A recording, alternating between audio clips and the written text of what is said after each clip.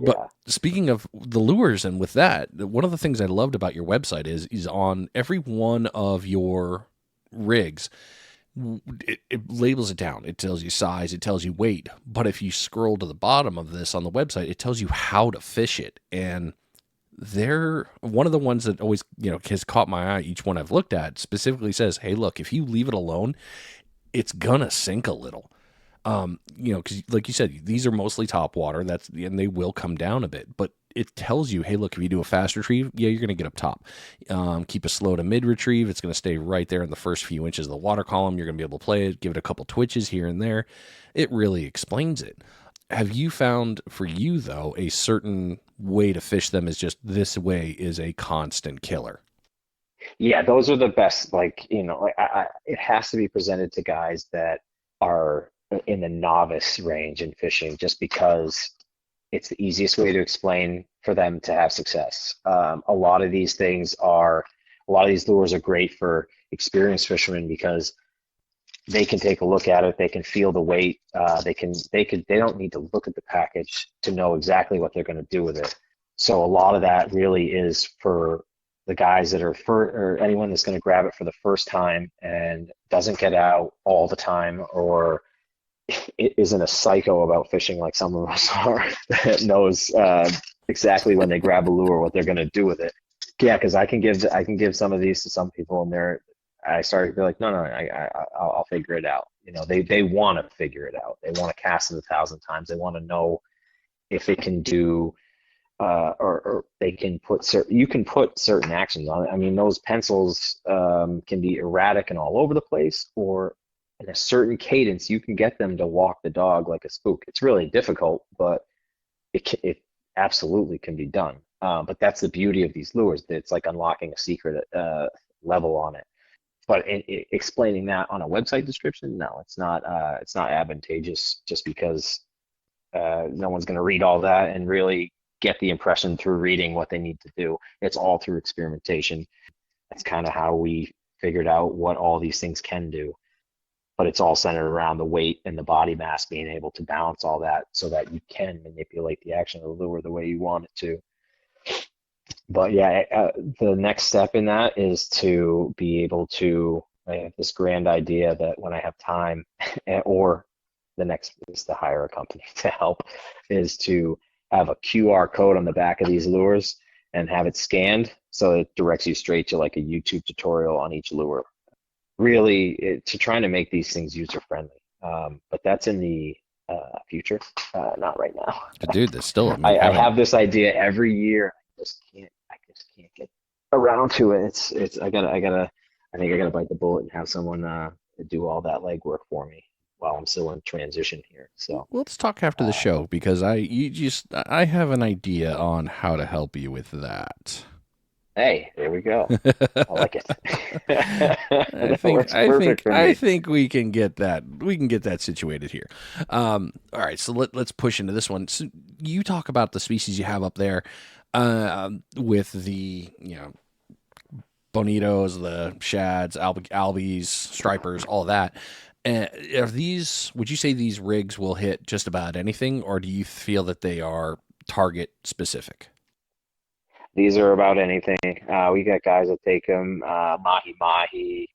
They'll go offshore and catch. I mean, guys will catch a bunch of stuff on it. The problem is I love social media. Some guys are very, very giving and like want you to see, pictures and what they've done with them. And other guys, they kind of hold back a little bit on you. So every now and then, I'll be asked not to share a picture or something, but I'll get a glimpse of, it was used off the coast of here, and they caught all these fish. Oh man, I'd love to post that, But no one just needs to because know. No one needs to know my no one needs. magical lure. Yeah. Yeah, no, I don't know what they're, why they don't want it or anything, but it's fine. It's just nice to see, because I can be in the dark about it until I'm getting out there. I'm relying on the feedback I get from anyone that's using these lures. So I'm sure they've caught much more species than I am able to tell you here. But the one firsthand I can tell you is that one, the stinger with the willow blade, is a freshwater killer. a lot of guys, their little secret weapon in the spring here, in the ponds, because we have substantial size holdover striped bass, in the 40-inch over range. Wow. Um, oh, easily. There's some that are even bigger. We've seen some pictures of some 48 to 50-inch fish pulled out of ponds that don't have more than 5 feet of water in them. It's incredible.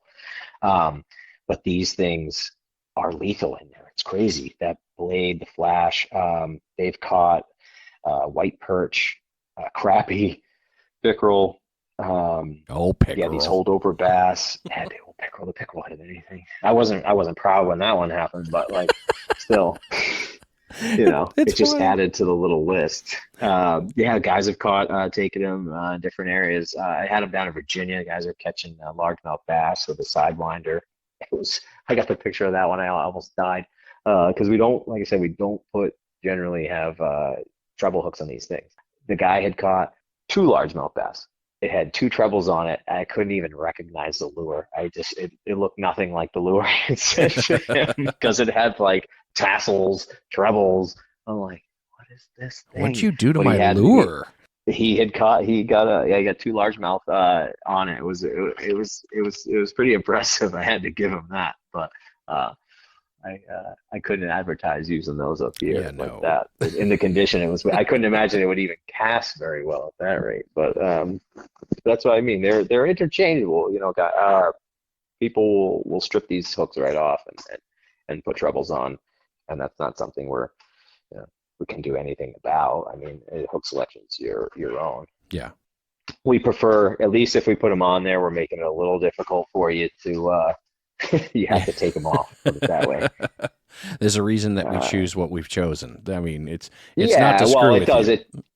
it does tie into the balance of the lure Yeah. and its castability and its action, but conservation is definitely one of the points we do focus on with running those hooks. Really trying not to gouge the gills on some of these bass, if at all possible.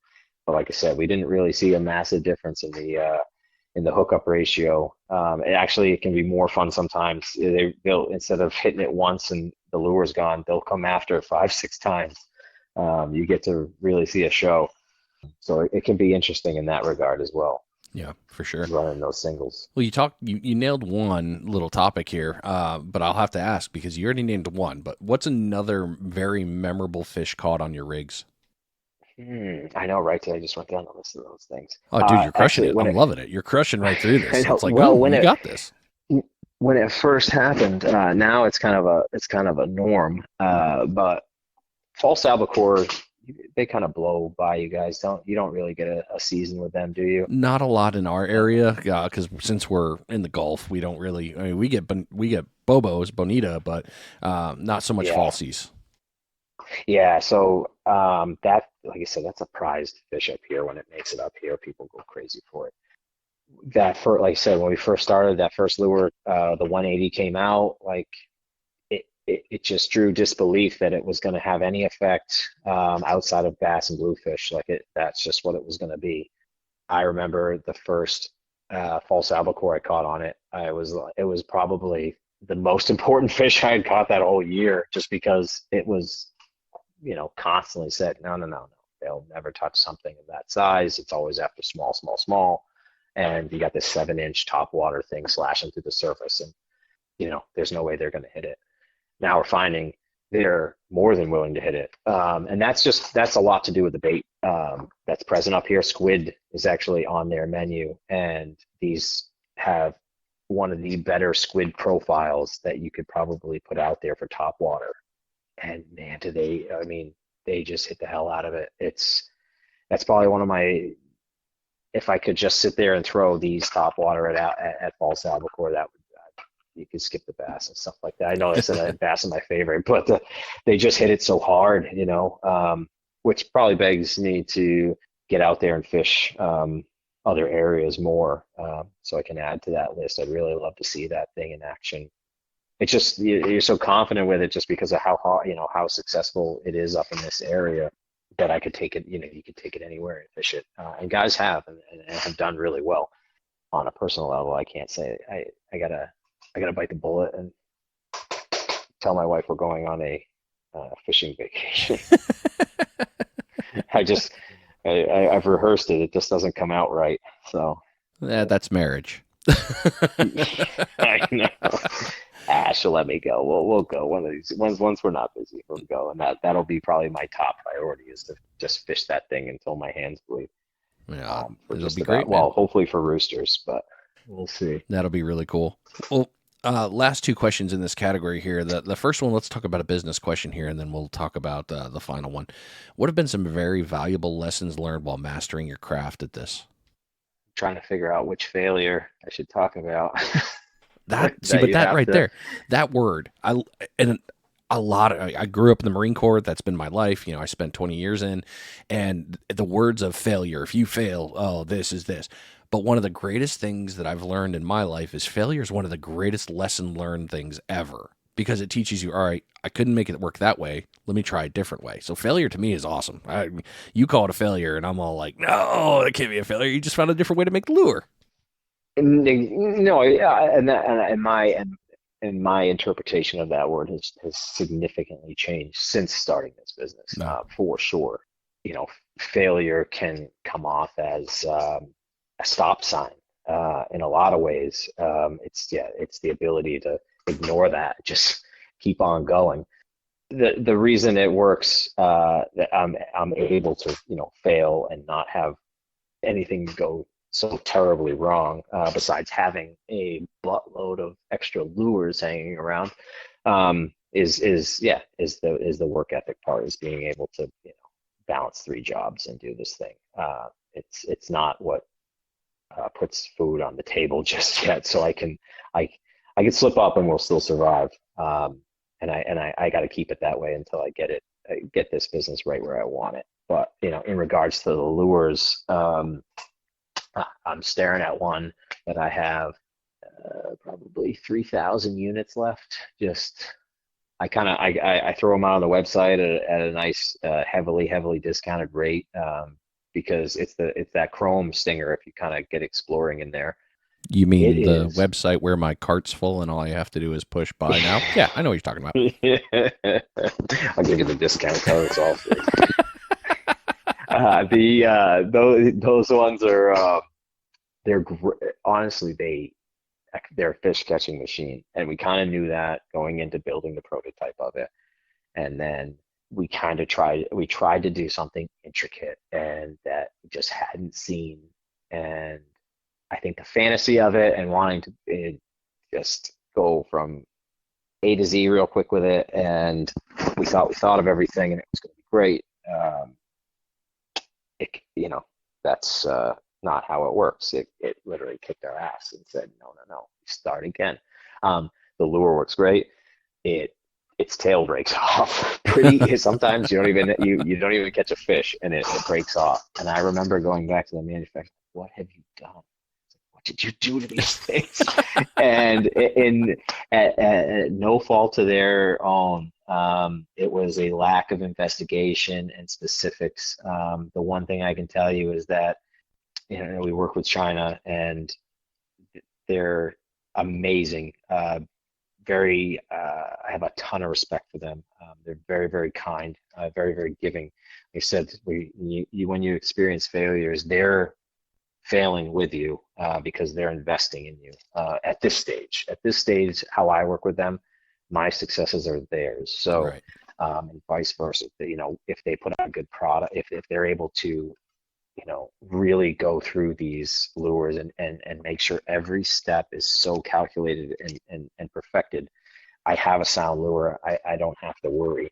So when that isn't the case, everything changes. So, a part in this stinger minnow was installed that swivel, and it's not the swivel that's actually weak, it's just the end point that connects the split ring to the willow blade. It's uber thin for some reason. Just when you don't take that little tiny aspect of the swivel into account in the entire lure, there's failure. It was incredible. It snuck up on us. It was the biggest high to a low probably since starting this business. Because if you see this thing in your hand, it's beautiful. It's like you look at it, you're like, this is going to get some fish. And then that happens, and the blade's gone, and then the lure looks empty, junk. And it can happen in an instant. And it's just, I remember the first one I broke off, and I was like, this sucks so bad. What did we do? And it's funny because I think this, I can't say it until it's done. And we have no failure at all, but I've been fishing the prototype that we got in. I always get a prototype, 6 8 months in advance before any of this stuff's produced and goes out. And I've been fishing it, and it did not break. It had been hit and hammered, and I've smashed it off a concrete floor. I've done a bunch of stuff to it because when you realize you have to go overboard, you have to purposely try and hurt these things and break them, because the harshness of fishing, you can't calculate what that computes in, like torsion or force against the lure. You just have to go more, and that's kind of how a lot of these lures, if we could chronologically put these things out in front of yourself, you'd see the development in them to see, oh wow, they've gotten a lot stronger since the beginning. You just can't take chances like that, especially when you need to, you have the fees put forth to do a CNC aluminum mold. You're investing thousands without ever seeing anything, and then then you got to put an initial order in of 5,000 units or something like that, and hooks and all of a sudden you're in the tens, 20s, thousands of dollars for a lure, and it hasn't hit the public yet, and at a company my size, you can't take that hit like Rapala could or any of these other companies could. So it's important that going through this phase, because it's kind of the gauntlet to get to the light. If you fail so many times, it might be best to take up another venture, but it could be a sign. But no, the failures are where all the learning is going on right now. So some stuff if I'm not 1,000%, I got to be way over 100% with some of these things. If I'm not 1,000% on it, I go low in terms of what I'm trying to put out quantity wise in an order. I got to inch in. So, I'll order 15,000 of these 180s, next year, and then I'll order maybe 1,000 of these stingers. If all's well, I'll crank the order right up. But I have to, those type of things, you have to limit the amount of damage until it's perfected. So I can't have, tens of thousands of useless lures, or lures that are just not going to, function the way I want them to. Yeah. So getting through those hoops has been kind of the tough part, especially when you're doing it on your own. So right. Yeah, the failure, the success is in the failure. I love it, man. True stuff. So which one out of all your rigs is your personal favorite, and why? It's got to be the one that we started with, which is the 180. It's 99% of the time it's on my rod, and it doesn't come off. I go up a size, but it's always on there. I've mastered it. I've mastered how to fish it, and I think that can be said for a lot of people with any lure. Once you've mastered that lure, it's hard to break away from something that's so successful in your own mind. So I'm kind of looking to break away from that, even though I know I love casting it. It's a ton of fun, and it's like you can catch any. It seems, well, we've caught every species in this area on it that would be near the surface of the water, put it that way. Somebody did get a black sea bass on it. It was kind of comical, but that one's a rare, and you don't count on it. A bottom feeder, it'd be like a fluke or a flounder coming up off the bottom and hitting top water. Yeah. But the new sidewinder that we're going to have out next season is really, I got to fish the prototype a lot this fall, and I don't know, I might have a new favorite, and I think it's going to be a lot of people's favorite that get to fish it, just because there's going to be a straight floating that sits parallel on the water surface, which is kind of different than the 180. The 180 has that more vertical position in the water, so it has a different action. This is going to have that spook style action, but the difference in a lot of these lures we didn't really even touch on. If you look at them on the website or anywhere, the front eyelet is under the lip. Yeah. something we didn't talk about. It's kind of unique. Talk about it, You man. We're get, here. Let's do, because I mean, I've I been know, looking I at them know, like, I know, I why know. are these on the bottom and not directly off the Yeah. nose? But yeah, hit it up, man. Let's do Oh, that. we generate so, especially with the weight in the rear, it just generates so much more action, pulling from the bottom of the lip there, moving water wise, in a lot of scenarios, it, the movement is dictated by that position right there. Like the Sidewinder has a little flat face right where the front eyelet is, and it darts left and it dies and it'll still curl out, and then you can pull it back and you pull it back straight and then it's going to die out right. And you pull it back and it goes all over the place. And that keeping that subsurface, because the movable weights on this one are in the back, so you get that front kick. That was kind of the key to this lure is I think it was 10.1 ounce balls that are in the back here in this chamber, in this rolling chamber.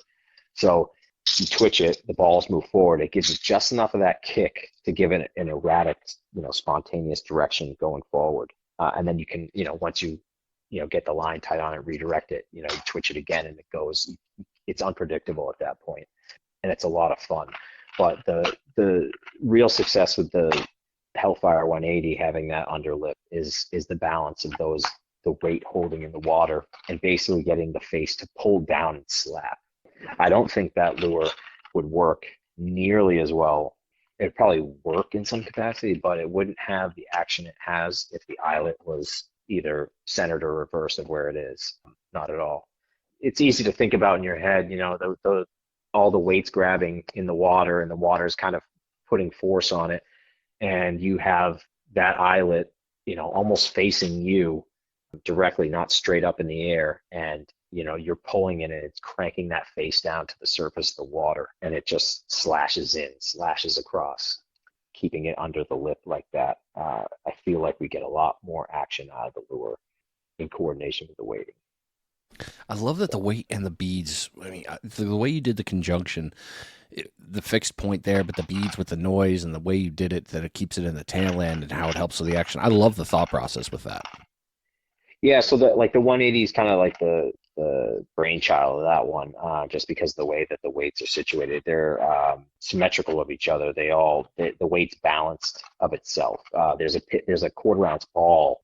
It had to be lead. The other ones are steel to get the weight up to that. And there's two on its right, there's two on its left, and they're like 0.15 and 0.1 ounce. So the weight's evenly distributed in front of it and behind it. But the two front ones act as rattles inside larger chambers. Yeah, that one, it'd be hard to top that lure. A lot of guys have a ton of success with it. A lot of guys say it's their favorite to throw. Yeah. But it's still getting out there, so I'm interested to see the ceiling on this lure, because right now it's still growing. It's definitely the most ordered one I have. I'm looking forward to fishing it. Well, that's Right. man, we definitely nailed into some good stuff there. Is there anything you wanted else to talk about the lures that I left out? I'm sorry. You know this one better than I do. I've only got the framework here. No, we talked about it. I have the next thing I do now is what I've been trying to do is there's a lot of legwork, and we started by doing just customs. So everything was painted by me in the beginning, like the first year. Obviously, our most successful patterns, I can't paint 5,000 of them. I don't. There's just no physical way. I think I learned that when I worked my ass off for 10 hours a day during COVID, and it took me 3 months to produce 1,000 of them. So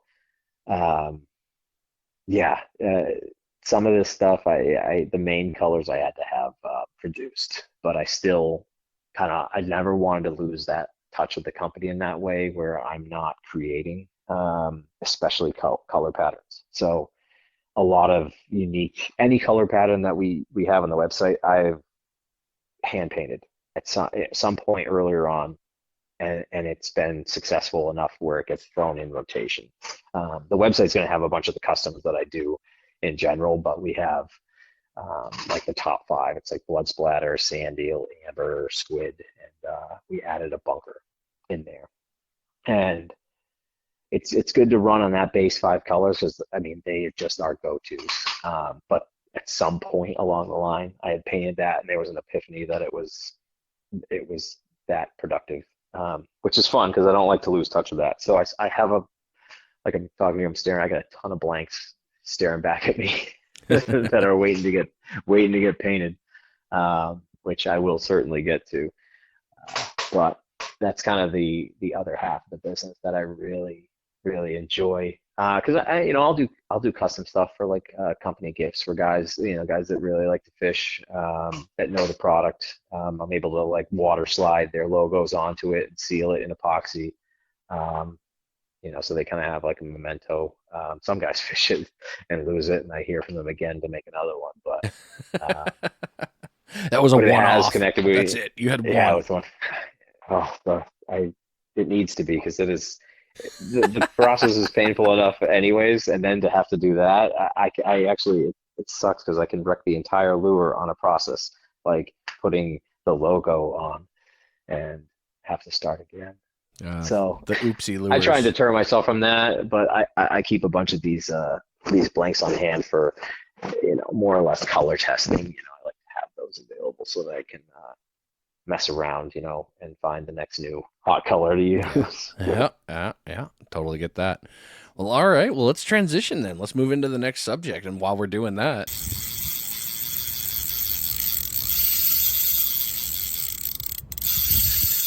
it is your final bait check of the episode. This bait check has been brought to you by Sword Fishing Products. Need a new blade? Oh man, sword blades are one of my favorite to use, whether it's the bait knife or my fillet knife. They've got the different sizes and shapes. They've also got the serrated. If you also need a new pair of pliers, they've got one set and then another magic set coming out soon. Keep watching. That's right. Sword Fishing Products has got you all set up there. So go ahead and over to swordfishingproducts.com. Take a look at all the stuff they have on the website and get it ordered. You will not be sorry with that lifetime, no questions asked. And I do mean no questions asked warranty. Don't believe me? Call and ask. They'll tell you all about it.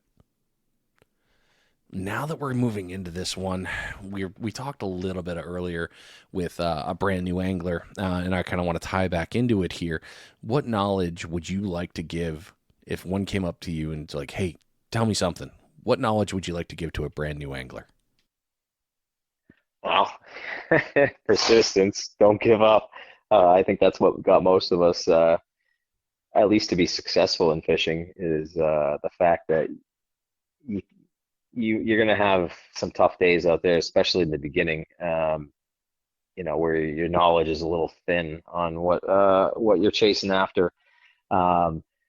Be friendly, talk to people. That's kind of one of my favorite parts of this now. I like to hand out lures on the beach. A lot of other guys that come here, I have a garage that I operate a lot out of, and guys will say, "Man, can I stop by the garage? I need to load up," so they don't have to go to the shop because they're going to buy in bulk. And you know, uh, I know what they go out there and do. That a lot of the times they're catching fish, and other inexperienced anglers are around them, wondering what's going on, and want to be part of the action. And these guys are out there. They're giving the ones that they just came in and paid for. They're giving them away. So I always like to try and make sure I top them off with as much as I can, just because I know that that's what they're up to. And I like to do the same thing. A lot of guys, that's the point of being out there. Is some of us can be out there for 8 hours in a day and Yeah. just get lost in fishing.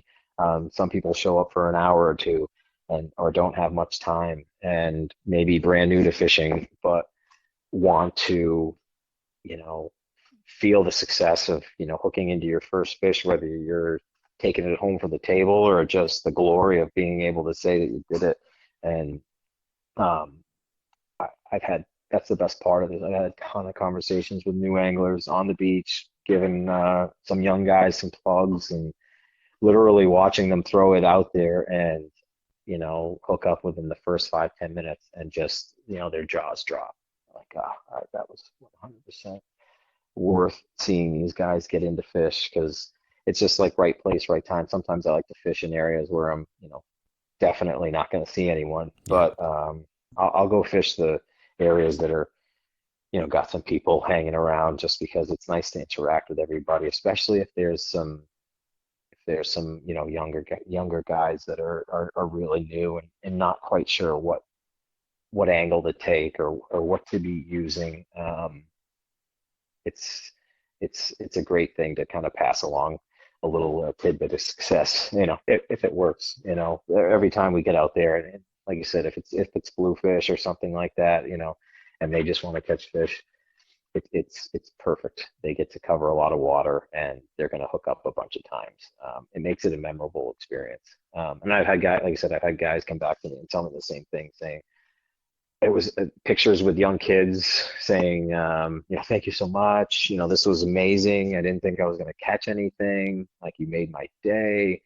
Um, that's why I enjoy fishing now.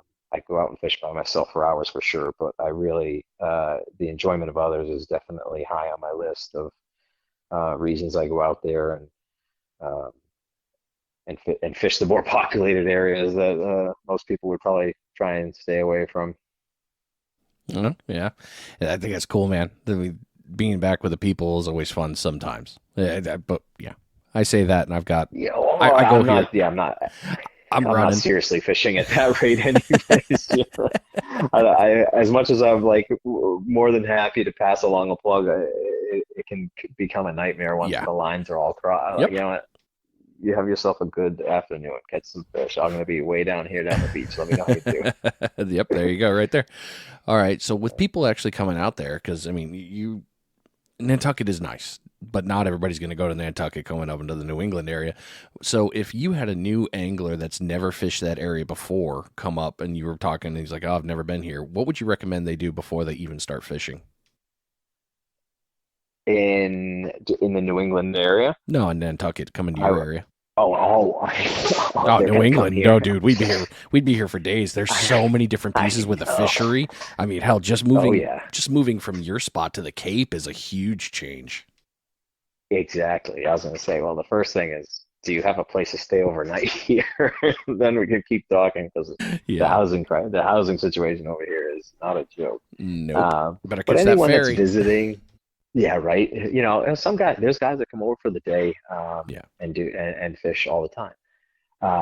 But if it's somebody, people take up summer jobs here and need an activity, and if it's somebody that's just trying to figure out what it is that goes on out here, because I kind of had to do the same thing when I first got here.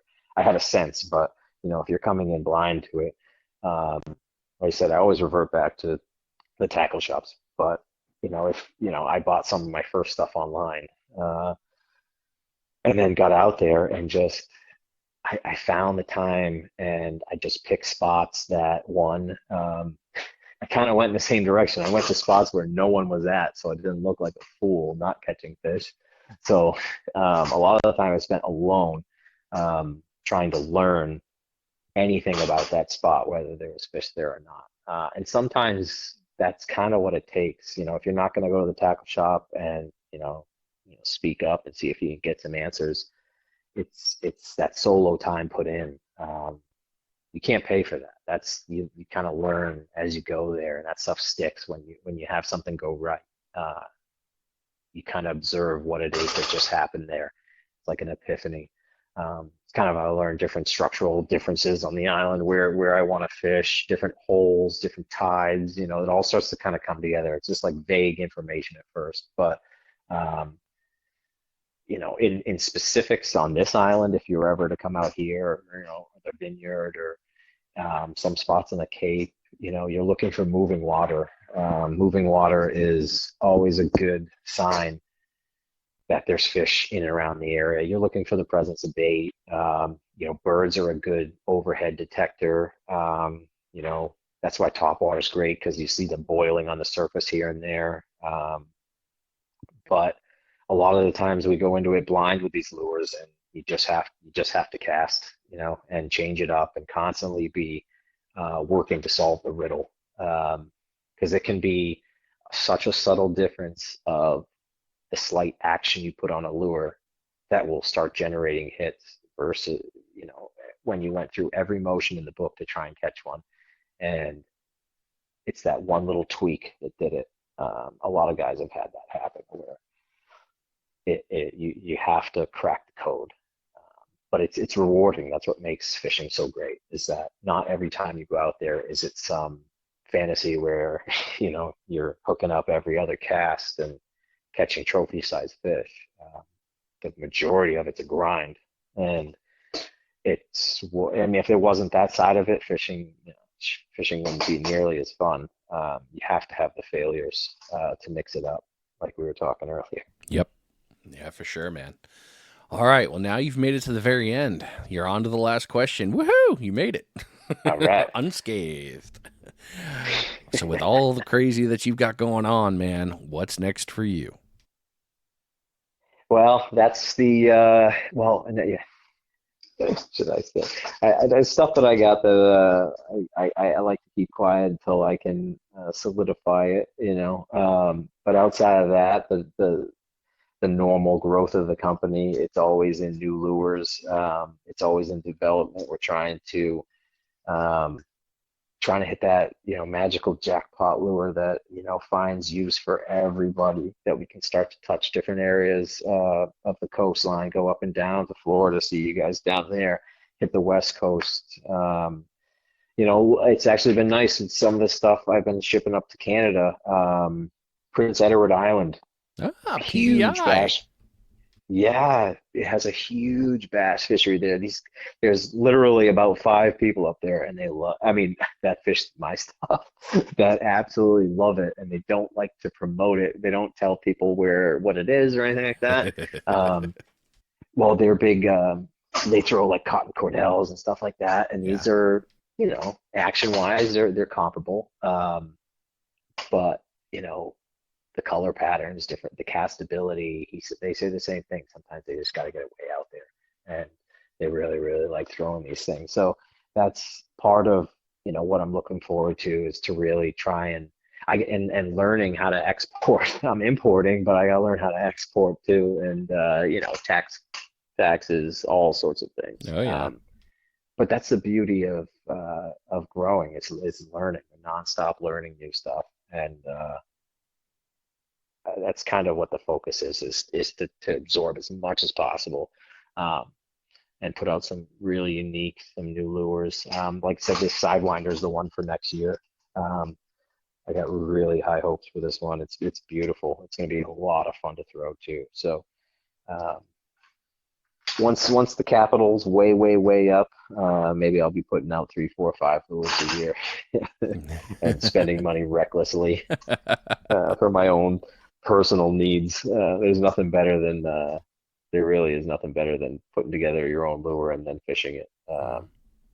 I mean, obviously, seeing other people have success with it is the real goal in that. But I really love to take these things out for the first time. It's like driving a new car, It's a lot of fun to see where it started on a piece of paper to where all the little various steps it went through, and to see it, in your hand, and then in a fish's mouth. It all comes full circle. Mm-hmm. That's funny you were talking about up there, PEI. I just did in October, I did an episode with a guy in Nova Scotia named Stripers of the Strait. He runs a charter up there. We were talking about lures and how he throws them for stripers, and he's like, yeah, we go from one side of the island, I can do this for, striped bass, but then I move over here and I can go catch the monster striped bass. I was like, there's a difference in striped bass size? He's like, oh yeah. Like, here it's edibles. Over there, oh no, they're tanks over there.